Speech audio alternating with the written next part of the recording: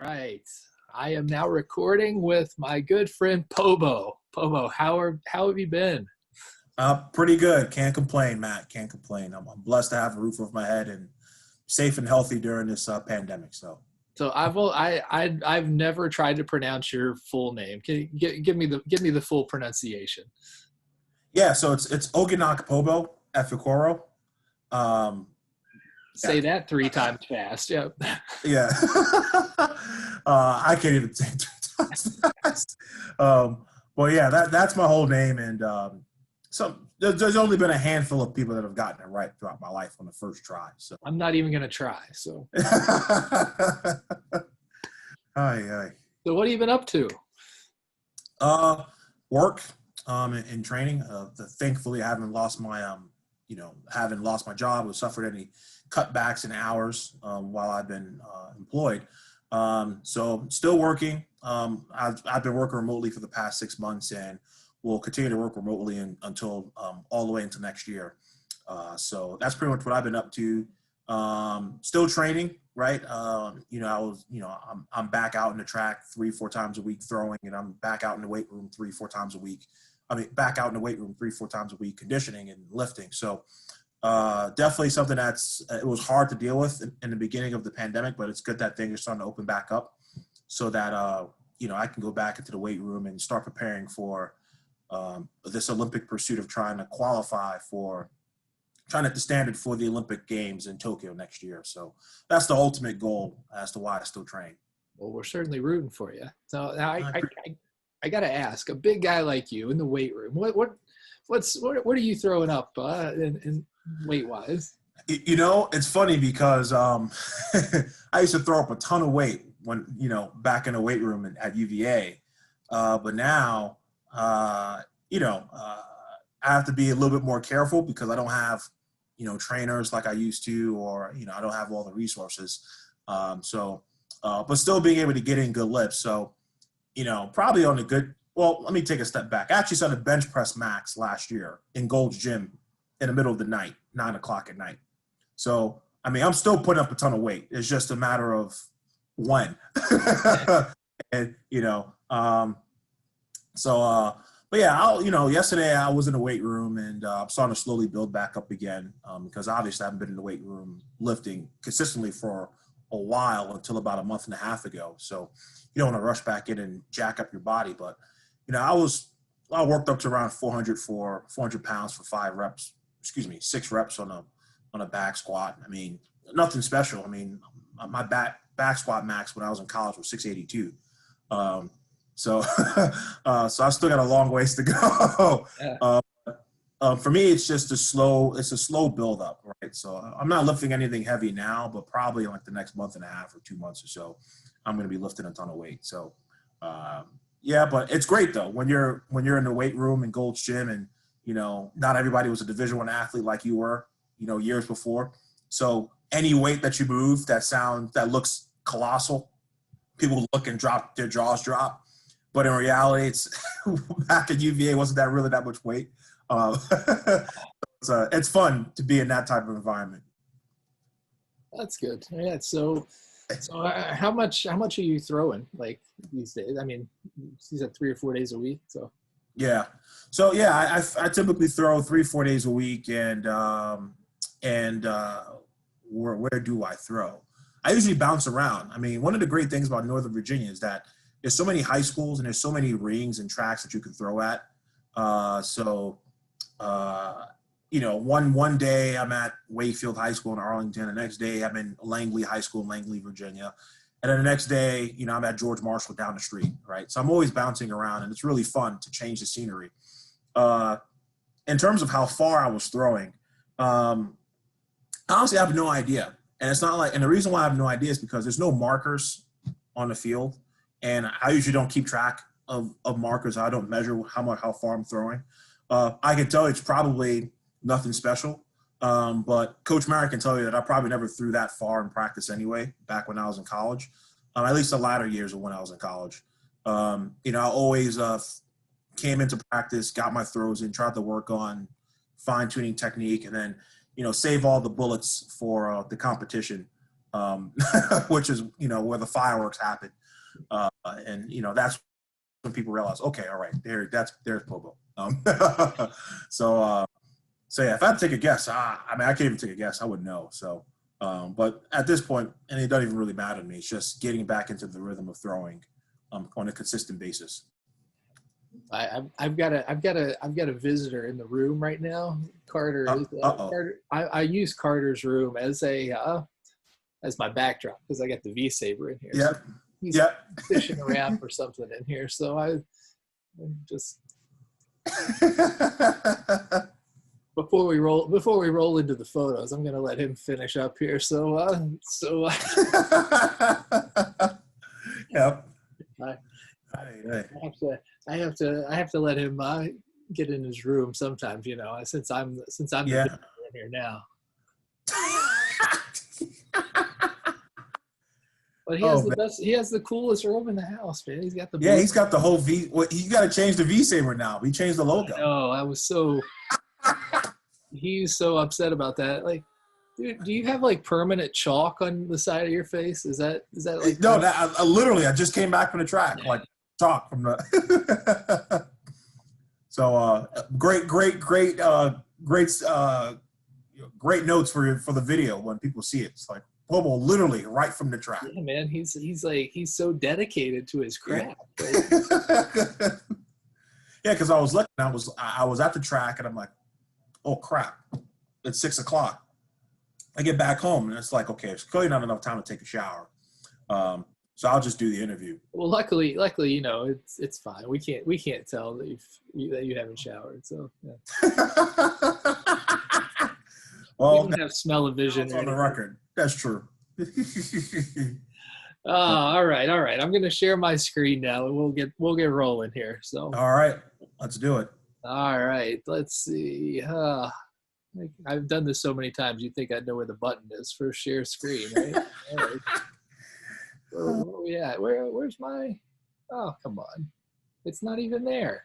Hold on. This is technical difficulties. Like, what is going on, Pobo? Where are my thing isn't showing up? Come on. This isn't good. Oh, you got it. A comedy of errors right now. No worries. I know. This is terrible. This is going to be, I'm going to have to cut this up for my YouTube page. I never imagined I was going to have a YouTube at this point, You're a famous guy. No, definitely not a famous guy. So I don't know where it is. It's like not showing up. This is bizarre. It's never happened to me before. It's only you. Well, what have you done? I change a lot of things. Let's see if this works. There it is. All right. I made the mistake of minimizing the window. So here we go. There he is. There's the good-looking guy right there. Oh boy. Yeah. Man. So am I supposed to like give commentary on like Yeah. So basically, I'm gonna have you give commentary, but we're not necessarily gonna talk just about the photo in general. I want like some things that we wouldn't know, like what's going through your mind at this moment as you're getting ready to unleash, like, talk about the whole thought process or Well, first things first, Matt, it was a cold day. I remember this meet. It was the Lou Honesty Invitational, 2016. Wow, that's impressive. I think it was like it was that or the UVA quad meet, but they were on the same weekend. It was one was on a Friday and the other was on a Saturday, or I can't remember, but it was one of those meet, or the Milton Abramson, something like that. You got a better memory than me. It was cold. And it was windy too, which made it even worse. Pretty much what I'm thinking of right here is just trying to, I can't tell what throw it is, but obviously you're just trying to set up the throw and get in, and try and get to a good position in the finish to, strike the ball and, deliver it down sector. But yeah, it was cold that day. It was brutal. It had to. It couldn't have been higher than 50 degrees. I mean, Now, do you and have like, is there like an ideal? Do you like it when it's hot, or do you like it when it's cold, or is there like a? you know, Matt, I think one of the great things I love Charlottesville weather. I think between mid-April and like mid-May is probably the sweet spot. Because I would refer back to the Virginia Challenge. Those meets, the weather. I mean, well, it was always one day that rained, unfortunately. But the other day was just beautiful, and the temperature was perfect. It was like probably 70, 75 degrees. Those are probably like my favorite temperature to compete in. Not too hot. I mean, because if it's so hot, the sun's out so much, right? Like it drains a lot of energy from you. But it definitely makes life a lot easier when you're competing in like, some cooler temperatures that's not too cold, but also not too hot as well. So I guess that's the best way to explain it. So now, what about? Did you have a favorite place to throw? Charlottesville. Charlottesville is your spot. I always said that, my personal opinion is that the shot put ring in Charlottesville is probably the best ring in the country. So, kudos to Coach Merrick. He did great. He knew what he was doing when he was helping design the ring. Yeah, but you know what? Charlottesville, I think just the energy throwing in those meets, and I think the coaches did a great job of creating an environment for us where we were able to throw in a great ring, and there was a lot of people that were able to be next to us and watch us compete. Eugene, Oregon's a great place to compete, but the fans are so far away, right? Because they're all the way in the stands. So there's not that intimacy with, or the showmanship that you can display when you're competing. But anytime you're competing at Charlottesville, when everybody begins to gather around that fence, it was a real special feeling that I really do miss a lot. So I would definitely say Charlottesville is without a doubt my favorite place to compete. I mean, just the energy, and they get it, right? The people who watch, the people who come to watch shot put there, they get it. It's not like other events where it's not like other places where they're coming to watch shot put because they're curious about it. No, they get it. They're coming to see a show, and I'm glad that I was always a part of being able to put on a good show for them. So I love competing in Charlottesville, especially the nighttime under the lights. I mean, it's the best. My favorite meet was that one that Fetzer put together with like the Lolo Jones was at, and like the band there, and probably the Virginia Challenge. Was that it? I mean, it was like, that was fun. Like, yeah, he's creative in how he puts together these meets. I mean, yeah, it was definitely the Virginia Challenge. It had to be, and that's the big meet on the calendar. It's the meet with the most energy. So it was always the marquee meet that you have to mark off on your calendar and say, all right, you got to be prepared for this. So I speaking of the meet with the energy and all the thing, like, is it distracting when other things are going on around, or do you just kind of have to block that out? I've always wondered that, like, because I always felt like if I'm pretty close to you and my shutter's going, like, does that distract you, or like the kids running by in the background? Like, how do you block that out? Matt, I'm from New York and I'm accustomed to noise. And I actually I welcome the noise. I need it, right? It doesn't bother me at all when there's people running, like in this photo, where you hear the footsteps of the distance runners running behind you. Or like you said, the clicks of the photos of the camera when you're taking photos of me. It doesn't bother me at all. It's, it's just all there. It's just all, I hear it, but it's not like, oh crap, like I'm going to, I can't throw because, I hear the clicks. It's just there. And I've learned to be accustomed to working in noise over by 24 years on this planet. So no set of noise will ever bother me unless it's like incredibly loud or, well, not incredibly loud. I need to find a much more heightened word for that. Incredibly. You get the point.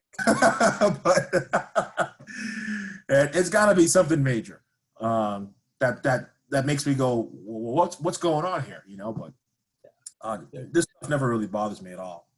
So here's a nice, here's the chalk. You got the chalk on the neck now. So this is, what does the chalk help with? Like just.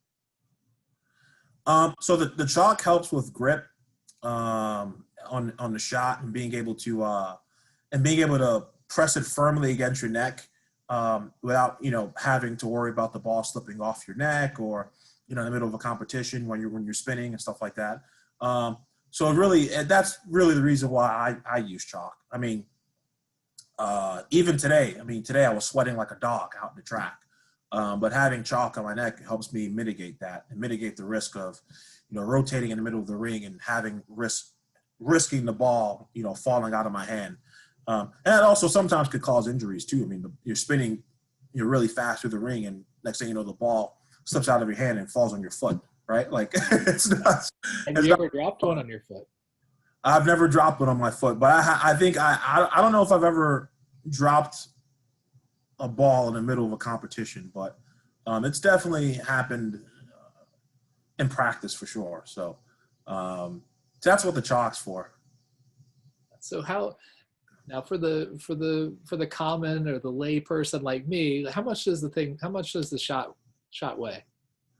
So the shot is 16 pounds. That's the competition. I know it's heavy. It's heavy, and I throw the thing far. I can't. I bowl with like a 10-pound bowling ball. I'm a weak. I can't hit it. It's bad. Every time I pick up the shot, and I'm like, good God Almighty, this ball's heavy.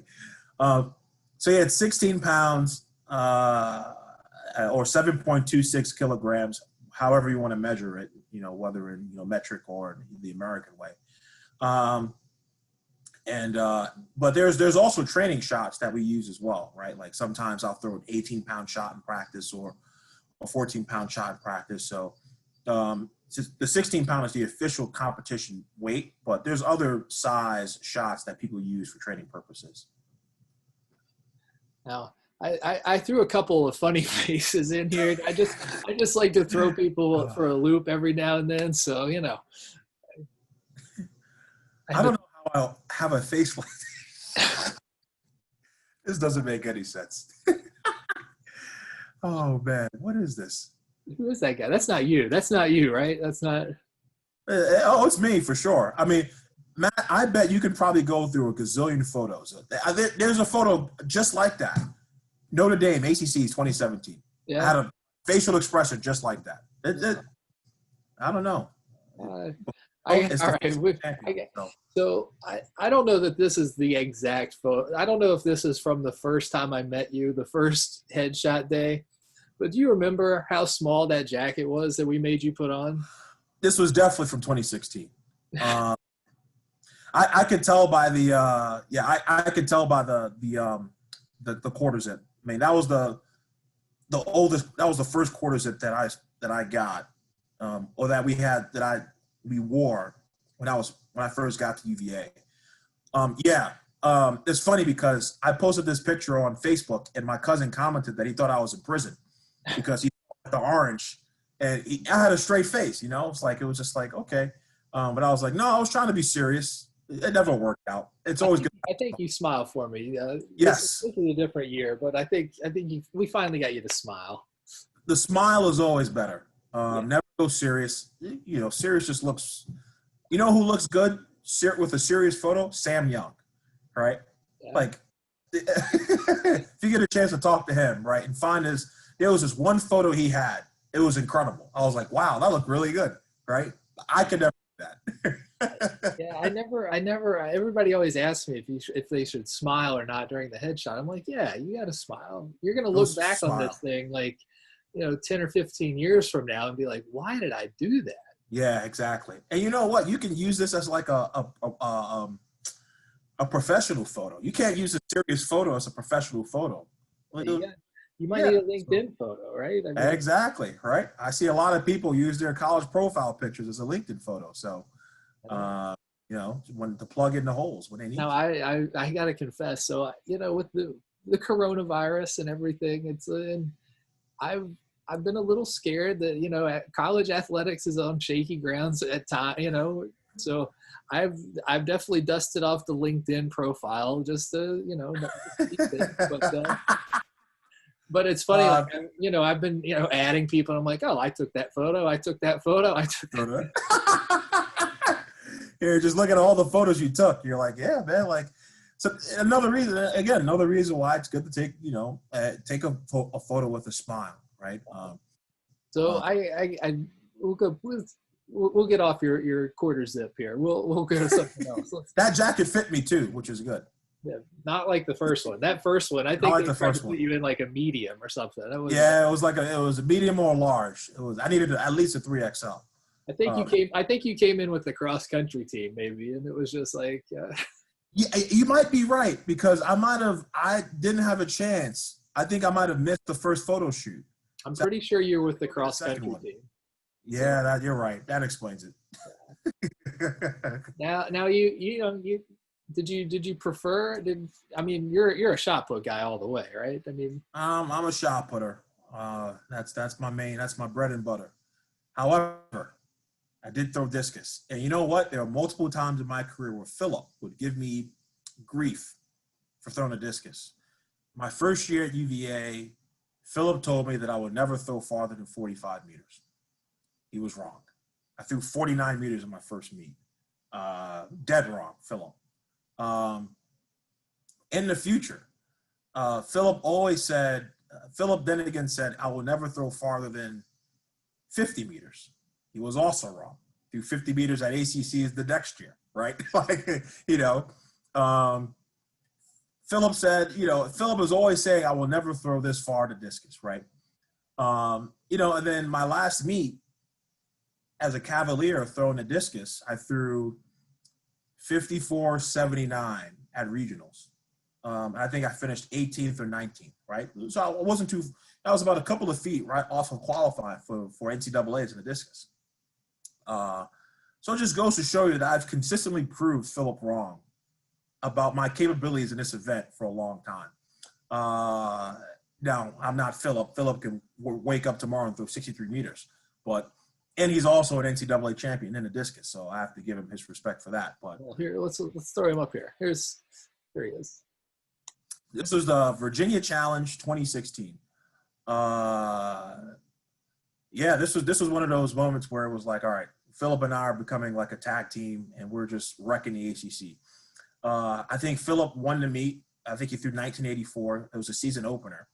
And I had thrown a personal best that day. I threw 1927. And it was just a great meet all around. And I think Philip was just giving me props because, you know, one of the things that, you know, Philip was really happy about that year was just my development. Coming into UVA, not really knowing what the heck I was doing, and then developing into this, you know, elite collegiate shot putter in a matter of months. You know, Philip has always been like a big brother to me, and I think, you know, and this was a great photo that you got, and I think it's saved somewhere on my computer, on my phone. It's actually on my Facebook page somewhere. You know, this is just another example of the brotherly love that Philip and I are showing in the middle of a competition. Philip and I were warriors, man. We go in and we battle together, and we also battle against each other. Because, you know, that's the nature of track and field. It's an individual competition at the end of the day. So, yeah. But it's always good that he shows gratitude towards me. Matt, I'll be right back. Okay. Let me just close my window real quick because it's pouring rain outside and the no water. Problem. No problem. I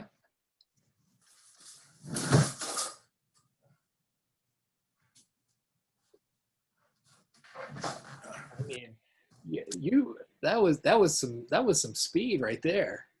Yeah, you know, I still got my agility, so All right, just you kind of touched on a little bit. Just kind of talk about I mean, not only the kind of the tradition of success of the throwing program at UVA, but just the kind of the brotherhood that you kind of talked about there. Yeah, so most of my closest friends were my fellow throwers on the track team. You know, and these are folks that I know I can count on and lean on throughout life for many, many years to come. And it's not just Philip. Although Philip was my training partner for so long, we have a tight bond. But it's not just Philip, but it's Carter Green, it's Brittany Jones who's still there. It's Natsé who now lives 10 minutes away from me in Tyson's Corner. So I still get to see him on a regular basis. So it's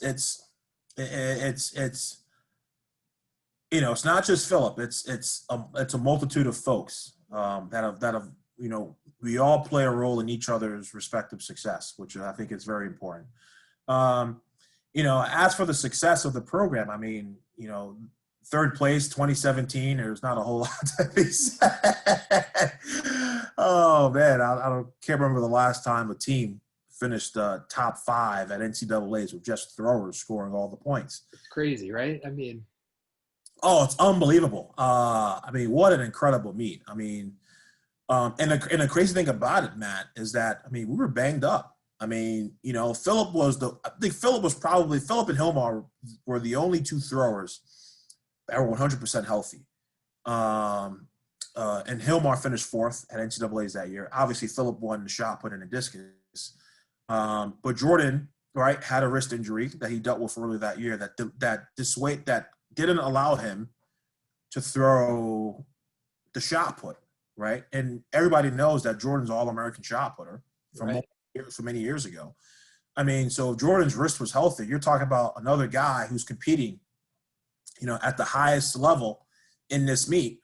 And then for me at NCAA's in 2017, I had actually sprained my ankle in practice a week and a half before. So I had had a great season that year. I was throwing, 20 meters plus consistently. And I sprained my ankle and I couldn't throw for about 3 or 4 days. And then my first real throwing session after I sprained my ankle was the Monday we flew into Eugene. The Monday after we flew into Eugene. So it was the Monday at the stadium. And I had a good practice and, I threw well to finish 4th. But one of the things that always bugged me about it is what if I had not sprained my ankle, I think I would have probably placed a lot higher, just because I think I would have been healthier, and maybe I could have given Philip a run for his money that year. I don't know. Who knows? The world will never know because I certainly was having a good season. And it's so I think the team wasn't at the team itself, right, in terms of throwers, wasn't at full strength. And then, and the fact that we were still able to finish 3rd is incredible. Testament to the talent that was on that team, the resilience of, the folks that were battling injuries. I mean, it's a long season. You're competing from January all the way until June. I mean, your body's going to break down at some point. And Jordan was resilient. I was resilient. Philip had to deal with an injury at some point that year. He had like a strained abductor or quad or something like that. He just couldn't throw. Didn't throw for a few weeks after he came back to school in the winter, and it was bothering him for a while. But he healed up and he fought through that injury as well. So it's a constant battle. So. So 2017 and then the continued success, right? I mean, in the future, right? Ethan Dabbs. I mean, that's going to be a guy who's going to be. I mean, he's going to light up American javelin throwing. And he's still got some ways to go in terms of, sharpening his, weightlifting routine and maybe perhaps getting into a more. Get into better shape. Because you look at him, he looks like he still has a lot of kid weight on him, and that's not a knock on him. That's a good thing, right? If you can 76 meters, right? And you're not 100% yet. I mean, that's a great. So his future is bright. I'm really happy for him. Obviously, in this picture, Hilmar just qualified for the Olympics, I believe, the other day, throwing 77 meters. So the reason I have this photo here, though, is I just want to know, were there truth to the rumors about the amount of barbecue consumed by this group in Austin? Oh, it was incredible. What's crazy, Matt? Out of all of the barbecue I had in Austin, Texas, at NCAA's, the best barbecue I had was in some random cart in the middle of nowhere. It was incredible. Oh, my God. But, yeah, Ethan, Hilmar, and I, we knocked down pounds and pounds and pounds of meat throughout the week. It was unfair. It was colossal. We were very disappointed. We wanted to actually do a behind the scenes of the throwing squad barbecue joint in Texas. We really missed the mark on that. That would have been must see TV. Oh my God, it would have been. I mean, carnage. It's absolutely right. Just carnage, just bones laid out everywhere. I mean, it's just bones, empty plates, empty plastic bins, empty, everything. So, yes. That was a fun trip. I know you love doing these photo shoots. Like it was your favorite thing, right? Oh, absolutely. You're lying. Camera. I am lying. Look, yeah, but you know what though? Yeah, I don't know, man. I don't know, Matt. Was I really? I think. Where was I? What was my state of mind when I did these photos? I don't know. I couldn't tell. Like I couldn't tell if you liked it or hated it or just weren't. Yeah, I don't know. Look at this guy. I mean, what's that was great. That's a great photo. What's going on there? What is it? But that's a common shot put photo, right? Like every thrower has a photo every shot put has a photo like that at some point. But that was a good photo. Yeah, it was really good. That's good. Now, I had one in here. Where did it go? Like the all orange. There was one meet. It was Florida Relays 2016. That day, we had to wear all orange. And this was before the NCAA put in a rule that everybody had to wear the same uniform. So I said, screw that. I'm not going to wear all orange. I'm gonna wear orange and blue because I don't want to walk around looking like a Tropicana fruit punch, or Tropicana orange bottle of orange juice. And it just never looked. Honestly, though, this is actually not a bad photo. This actually looks pretty good.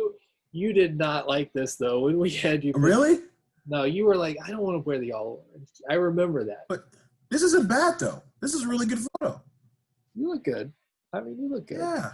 I had to throw this one in there just because you look very menacing in this. I've never seen this before. Oh, man. Oh, good Lord Almighty. That is a terrifying. It looks like it could be like a movie poster. Like, yeah, it really could. It could be a poster for a promo for like a UVA throws film. Oh my God. I didn't even know you had that. That's incredible. That's good, right? I'll send you that one. Yeah, that's a good photo. That's a good photo. That could be the LinkedIn pic. No. Okay. No, I wouldn't get hired anywhere. I'd get known. I had to put this in here because I have to shout out my good friend Ryan Mahanes, who puts this together for me every week for the Virginia Sports Instagram. He edits it up, and so he has to sit here and listen to my hour long of rambling on. So get Ryan back there in the background. Some props there. So kudos to Ryan. Yeah. So that's the reason that's in there. Let's see what Great else we got photos. here. This was kind of the classic Pobo on a poster shot. Yeah, I agree. Did I ever get on the poster? I think you did. I'm pretty sure this was on a poster. You might be right. This might have been it. I can't remember. Yeah. I Okay, remember there was one time though you couldn't because your shoulder was hurt, so you couldn't do anything with the. that's true. You're right. Yeah, my shoulder was always hurt. It doesn't make any sense. But you know, Right. All right. I got to get this. I got to get this in here. So this was we tried to Photoshop this, and I think you actually I couldn't do the shoot. So Jim Daves did a photo with you in the chessboard. This was oh my wow, attempt at one point to put you into some chess playing, but it did not really work out so well. But I like this. it's a thinker. Yeah, absolutely. You know, I am. That's pretty much what my job is. I'm a strategy guy. You know, I'm always strategizing how to achieve a certain objective. So, um, I still play chess too. I mean, I haven't played in a competitive tournament in years. So I actually played in the Virginia State Chess Championship with the Virginia Chess Club, Really? with the chess club. Yeah, it was some random thing that I did at spring break one year, and we won a state title. Man, you know how to have a wild time. But I didn't actually play that well. It was a terrible day I had, but I played some quality chess though. It wasn't like I played terrible. But How did you get into chess? so my cousin taught me when I was 5 years old. So I learned how to play when I was five, and then one day when we are in elementary schools, the fourth grade, you know, the principal comes on a loudspeaker and she gives her announcements and everything. And she talks about the chess team and how the chess team was traveling to the Denver, Colorado for like the national chess tournament in April. It was in September. And I said to myself, well, I mean, I really got nothing else to do. So let me join chess club. So, you know, I joined chess club and well, let me take a step back. Before I joined chess club, I did a lot of summer camps for chess, about 2 or 3 summer camps. So I was exposed to the chess scene a bit, but I never really took it up seriously until in the fourth grade. And then, you know, got a chance to go to Denver, Colorado for the National Chess Championship. Finished, I got a trophy, and the team finished third in our rating section. And then, you know, the rest is history. You know, fifth grade, play again, sixth grade, you know, highest to 18, won a couple of national titles, you know, with some of my teammates there, and then go into high school and become a coach. So, so it's incredible. I'll throw a fun fact out there. I was talking to a couple of days ago. I was in New York visiting my mom and got a chance to visit my high school coach. So in New York, they have this thing called the Mayor's Cup Championship Series, which is just a championship for all of the different sports in New York City. So there's a Mayor's Cup Championship for basketball, for football, for lacrosse, soccer, track and field. There's also a Mayor's Cup Championship for chess. And I think I'm one of the few people in the history of the Mayor's Cup to win a Mayor's Cup Championship in 2 different sports. So I won the Mayor's Cup Championship in chess in 2010. And then I won the Mayor's Cup Championship twice for shot put in 2013 and 2014. So it's a very random fact that That is a random fact. that I don't think very few people. There's people who've won one in cross country and then won in track. But track and cross country are essentially The same. they're essentially the same, right? But technically they're 2 different sports. Yeah. Mayor's Cup, so it's kind of unfair.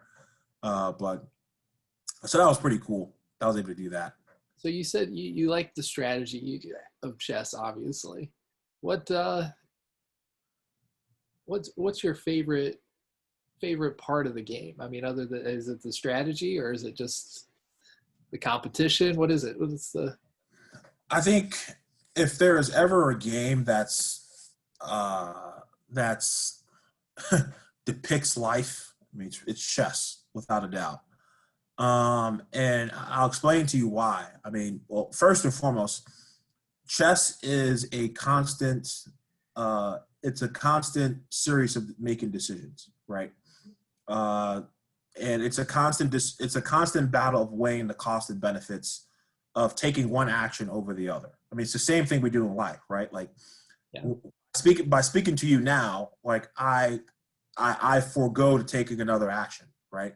I mean, it's the same thing that in chess, right? By making this move, I have, I foregoed taking this alternative action, right? So it's a constant battle of weighing, the pros and cons, the benefits, and the drawbacks of every decision you make. It's an ultimate thinking game where you have to look at the situation and say, and you have to look at the situation, you have to gather all the facts and say, okay, like based on what I see in front of me, right? Like what decision do I make, right? And I think that's also really important. And then the other aspect that is really important to the game of chess is the fact that not only are you battling your opponent, but you're battling time, right? Because you're playing, you have a timer that you're playing against, right? So it gets even worse, right? It's one thing to have to decide between, making, X or Y decision, right? But if there's a limited time, we can do both, right? But the reality is that there's never unlimited time to do anything, right? I mean, there's a finite amount of time that every single individual is on this planet, which means that which heightens, which brings a cost to whatever every decision. So you're battling time, right? And it's a matter of, okay, how do I achieve my objective, but I achieve my objective in the fastest amount of, how do I make a decision, but make a decision as fast as possible so as I can reserve time to make another decision in the future, right? So it's the ultimate game of life, in my opinion, chess. Being able to weigh the pros and cons of every decision you make, while battling time, because everybody knows that time is not infinite. There's only a finite amount of time to make a decision. So I think chess is great for, in my opinion, for understanding life. I think chess is phenomenal in understanding economics, because time is the ultimate resource. I mean, if everybody had limited time, we could do anything, but we can't. So,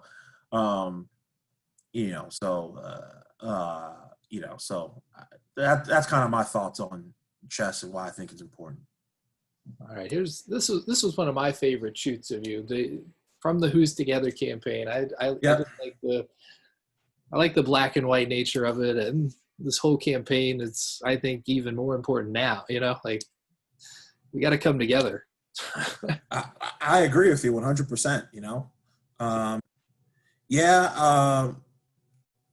I think this reminds me of one of these grainy locker room photos that you'll see back in like the 70s and 80s, right? Right. Just me getting ready to, coming out of the locker and get ready to just throw some heavy stuff. I remember this. This was back in that Honesty Hall. Yeah, Honesty Hall, right? It's no longer, man, it's gone. It's gone. Lots of memories coming up. Oh yeah, lots of memories. Yeah, Honesty Hall. So yeah, I remember this photo. This was good. I like the black and white. I got to get back into doing some more black and white stuff. So yeah, for sure. These are really classic photos. Yeah, I mean, the thinker. We had the chess and the thinker, but I mean that guy. Look at this guy. Just yeah, good stuff. All right, let's go. Actually, I'm going to pull one up on my phone because I couldn't find it anywhere. I don't know why I couldn't find it, but it's it's you winning the ACC championship your last. Finally. Yeah, finally got it. Finally, right? Man, it's Matt, it's funny because it just goes to show you the standard of success for UVA throws, right? Like I won an ACC title, But it wasn't anything like special, right? Hilmar won 4 in a row, right? It was expected of him to win, right? I think Philip won every single ACC title for the exception of one, probably his freshman year that he didn't win, in the shot put, where he finished 3rd at conference, right? And then he's swept everything since, right? I think it was finally good to finally win one, and definitely win one in front of the home crowd in Charlottesville. Definitely a great feeling. But definitely not the biggest success I've had as a thrower at UVA. That was probably finishing 3rd at NCAA's with the team. I think nothing could top that ever. I think I'm a team guy, and it was a team effort, and it's always good to win individual accolades. But I mean, if I was always rooting for the team to win a conference championship. I mean, it doesn't matter if I won a conference championship or not. So yeah, like I finally got my first ACC title. That's great, and I'm still the defending champion. That's right, you still are. I'm still the defending champion technically, which is really good, I guess. Well, really bad. Hopefully, wish some of the folks could have competed this year, but obviously with the pandemic, not possible. But remember this meet? Yeah, what was this meet? This might have been. This meet was the Clash of the Titans. It was the first meet ever that me, Philip, Jordan, and Nate competed against each other in one competition. Never has that happened. So I think I threw pretty well this day. I threw okay that day. I threw like 1960, 1965, something like that. But yeah, I probably could have thrown farther. I mean, I was missing the shot that day. I remember my family. It was also senior day too. My brother was in the crowd with his kids, with his 2 boys. So it was good, and it was a fun meet for sure. All right, just take me through. How does one, like? I mean, you do the spinning around thing. How do you learn to do that? Like, just. I think you learn by doing. I mean, it just looks crazy, to like. Oh, absolutely. I can't believe that, 8 years ago I didn't know how to do this thing, and now it's like, oh wow, I look pretty good. Pretty good at it, yeah. Yeah, it's a learning process, right? Like, I'm really good at it, and I'm still learning new things every day, right? It's really just a lifestyle of constant improvement. I always tell the story about Joe Kovacs, who's a defending world champion in the shot put. I think he started throwing the shot put, I think when he was 16 years old, right? Finally learned how to actually rotate by the time he turned 25, right? I mean, not learn how to rotate, but his technique looked really, really crisp by 25. And you can see the progression of his technique over those 9 years, right? Like it's first year sloppy, then gradually changes. Even in 2012, when he threw at the Olympic trials, I mean, you can tell that there's still a huge technical difference between 2012 Joe Kovacs and then 2015 Joe Kovacs that went berserk that year and won everything. And the 2012 Joe Kovacs threw over 21 meters in the shot put, but so he's a phenomenal world-class thrower at that time, but you can still tell the difference technically between 2012 and 2015. So I always say it's a constant process. It's a constant process of fine-tuning your technique and improving the little nitty-gritty things. Even Philip, I mean, Philip is a much better rotator and a spinner in the ring today than he was, 3 years ago when he won NCAAs in the shot put and discus. I mean, the technique looks way better. I mean, and we already thought Philip was a good. We already thought Philip knew what he was doing then, right? Like, and just imagine. So it's a constant process of learning. That's all. You're always learning something. You're always fine tuning something. And field events is tough because it's probably the only thing in life in which it's very hard to do it. Where it's very rare that you do it perfectly, right? Like it's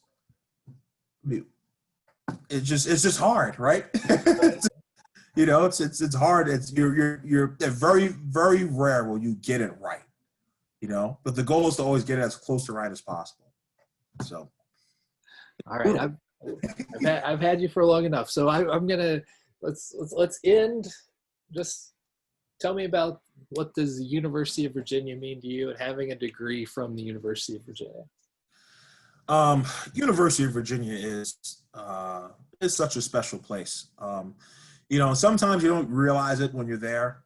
I think it's because you're so caught up in the classes and everything. But you know, I remember a few months ago, my buddy and I, we're walking along. It's the middle of the night, and it's just incredible. I mean, just looking at what the university means, you know, the history behind it. You know, the history is not always perfect, but nothing's always perfect. I mean, that's just part of life. You know, what it means, the community of not just UVA, but of Charlottesville. You know, UVA is very near and dear to my heart. And it's crazy because, I mean, like if I had graduated college and had the opportunity to work remotely and stay in Charlottesville, I would have done that. I mean, that's how much I love Charlottesville. I mean, and it's you know, it's definitely a place where I hope that I can some point live in the future. I mean, just because I'm back, man. I'm working on it, man. I'm trying, man. I'm trying to find a way to come back. But yeah, the people, the community, I'm going to get into the hardcore nitty gritty of the academics, the level of preparation that the professors have, that, you know, to prepare you for the real world. I think there's very few schools better than UVA at preparing students to enter the real world and be able to succeed and accomplish things at a high level. I mean, that's just a fact, right? Like I work now and everything feels so easy. Why does it feel so easy? Because UVA pummeled me into the ground for 4 years, right? You know, and you don't have that appreciation until you get to the workforce and you realize, oh crap, right? Like UVA made my life easy. But it's just a special place. There's something magical about UVA. I don't understand what it is, but you know, I hope that people get a chance to go down to Charlottesville and walk the lawn and get a chance to see what it's like, you know, to see UVA up front. It's an amazing place. And like I said, it's near and dear to my heart. The good thing is I'm only 2 hours away, so I'm always able to go back when I want. I don't have to fly across the country. I can just get in my car and drive. But yeah, and I'm always looking for ways to come back. So where in the world did I get this? Where do we get this cap and gown? Because that thing does. Oh, it's very small. Yeah, it's yeah. I think you were passing it around to a bunch of other seniors that day. This might have been ACCs in the morning. I think you're right. Thursday morning. Yeah, you wanted to do the photo shoot. Yeah, this was a few hours before I won the ACC title. So that gown is super small, but it's okay. You know, it's small on you. Imagine it on. I also put that same gown on Jack Salt. So you got 7 foot tall Jack Salt wearing it too. So. Jack Salt, what a guy, man. What a guy. Yeah. We got a picture of Jack Salt right over here with Carter, right over. Really? There somewhere. Oh man, Jack. Good times. Yeah. Yeah, for sure. You know, for sure. I should have put the picture of you with the balloons at graduation. That's one of my favorites too. Oh yeah, it's actually on my if you go to my Virginia athletics page and the photos are panning through, it's there. right? It's me with the photo, just waving at the camera, right as I'm walking down the lawn. Yeah, it's a classic. I can't believe that's on the athletic page. I remember, I'm like trying to find it. I'm like, Pobo. Yeah, there you go. Yeah. Balloon. Yeah, it was hard. There was so many groups that, I was trying to figure who am I going to walk with. I decided to walk with my graduating class. I mean, it made sense. I could have walked with the athletes, but who was there was a bunch of us who graduated that year. We graduated twice. I mean, it was Carter that year, Maya, Bridget. Good Lord Almighty! I saw all of them this summer. So yeah. So, but it was fun. I can't believe I have 2 degrees from UVA. It's crazy. It's a good thing, right? I don't know how I got through university. Oh, come on, man. No, I did some. Yeah, Matt, you don't understand. My first year at UVA, I really struggled. And I was like, "How am I even here?" Right? Like I should be, because I transferred in. I was at the University of Connecticut my first year of college. Right. And I'm like, good God Almighty, I'm struggling. I'm getting killed in class. I mean, can't barely get through a stat lecture. Like it's unbelievable. And it's just, again, growing pains, figuring out how to work your way through the process, and also relying on the resources that are there. Dan Jacobs was great in helping me. I think he's gone now. He's at Tulane now, right? Yeah, he is. Man, yeah, I gotta, talk to him a bit and just say hello. But yeah, Dan Jacobs was a huge help, and then other resources that he was able to find for me to get me on the right footing, and then obviously I was able to turn it around and did pretty well. So. Growing pains, but necessary. Well, I appreciate you joining me. It was fun to catch up.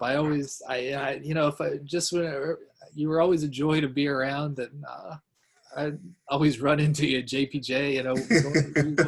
Probably going to academics or something. But yeah, I always see you in there. But yeah, thanks. I really appreciate this, Matt. This was fun. This was fun. I enjoyed catching up. So. Yeah, sure, absolutely. Good stuff. Glad to hear you're doing well, and hopefully we'll see you in Charlottesville sometime soon. Yep, hopefully I'll be back soon, and hopefully the family's doing well, everybody's doing good, and if you see any famous folks down in Charlottesville that I know, please send them my regards. So. All right, man. I gotta go start bath here with the kids. So. Oh boy. All right. Well, you got it. Thanks. Really appreciate this. Yeah, this was a lot of fun. All right. Yeah. Take care, Matt. Have a good evening. Yep. You too. Bye.